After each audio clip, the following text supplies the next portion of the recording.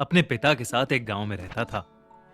उसकी माँ, जो उसकी सबसे अच्छी दोस्त थीं, कुछ साल पहले एक बीमारी के कारण मर गई थी और तब से वो बहुत अकेला महसूस करने लगा था। स्कूल में भी उसके ज्यादा दोस्त नहीं थे और हाइट में छोटे होने के कारण उसकी क्लास के सभी बच्चे उसको हर वक्त परेशान करते रहते थे। पर उस रात राजेश की जिंदगी हमेशा के लिए बदल गई।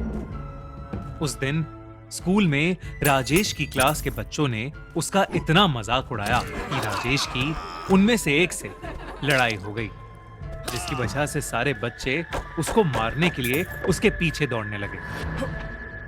स्कूल के बच्चे उसे हर जगह ढूंढ रहे थे, जिसके कारण राजेश को उनसे बचने के लिए एक खेत का रास्ता लेना पड़ा।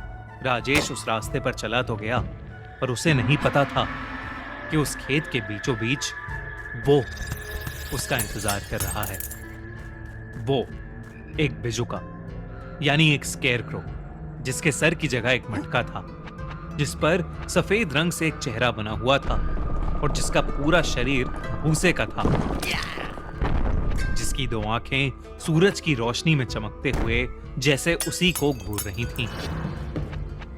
उस बिजुका को वहां देखकर राजेश को एहसास हो गया कि वो उस खेत में आ गया है जहां पर कोई कभी नहीं जाता, क्योंकि पूरे गांव को यह बात पता थी कि उस खेत में जाने का मतलब उस बिजुका के हाथों अपनी जान खोना था। वो वहां खड़ा हुआ उस बिजुका को ही देख रहा था कि इतने में जो लड़के उसका पीछा कर रहे थे वो वहां पहुंच गए और उन्होंने राजेश को चारों तरफ से घेर लिया। डरे हुए राजेश को पता था कि उसका क्या अंजाम होने वाला है, तो उसने अपनी हार मानकर उन लड़कों के हाथों पिटने से पहले अपनी आंखें बंद कर ली और राजेश वहीं खड़ा रोने लगा। पर तभी उसे भूसे के हिलने की और स्कूल के लड़कों के करहाने की आवाज आई। जब राजेश ने आंखें खोली तो उसने देखा कि उसके स्कूल के लड़के जमीन पर गिरे हुए थे और उनके हाथों पर गहरी चोट लगी थी। इस हादसे के बाद सब भागकर अपने अपने घर चले गए। राजेश की हालत घबराहट के मारे इतनी बुरी हो गई थी कि वो एकदम सुन्न पड़ गया और सीधा सोने चला गया। जो कुछ भी उस खेत में हुआ, राजेश रात में बिस्तर पर लेटा हुआ उसी के बारे में सोच रहा था। पर राजेश को यह नहीं समझ आ रहा था कि उस बिजुका ने उसे क्यों नहीं मारा, और यही सोचते सोचते उसकी आंख लग गई। देर रात को एकदम से उसकी नींद खुली और उसने देखा कि वो बिजुका उसके कमरे की खिड़की के दूसरी तरफ से उन्हीं सफेद आंखों से उसे घूर रहा था।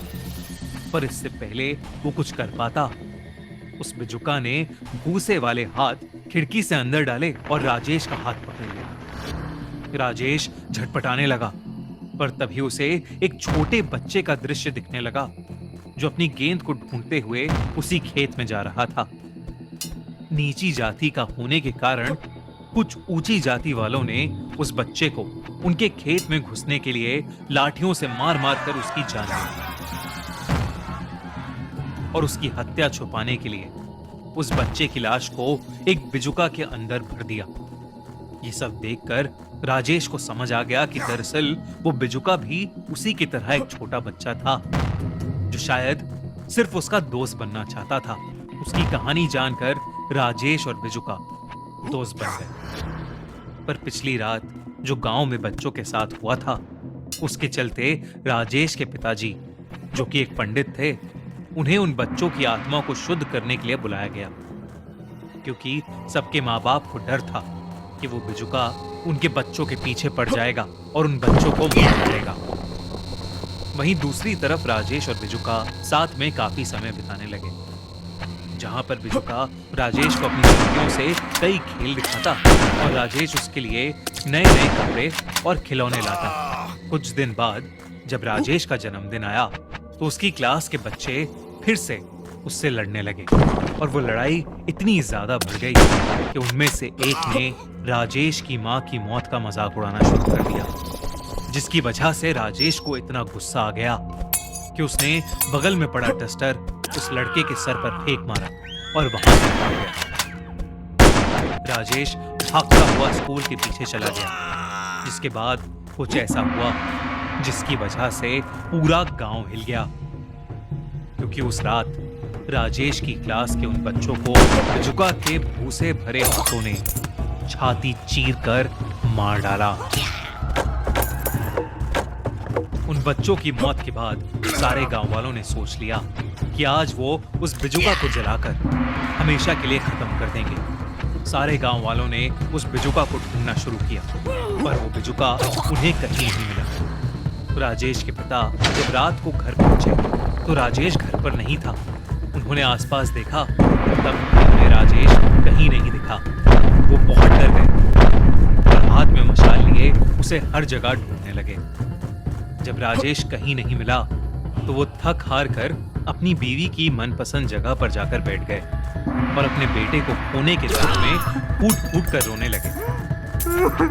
उन्हें लगा कि वो बिजुका उनके बेटे को भी कहीं ले गया है।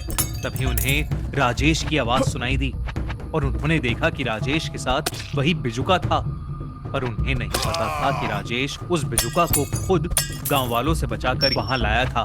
राजेश उस बिजुका से बात कर ही रहा था कि तभी उसके पिताजी मशाल लेकर एकदम से उनके सामने आ गए और उस बिजुका की तरफ अपने बेटे को बचाने के लिए मशाल लेकर आगे बढ़ने लगे।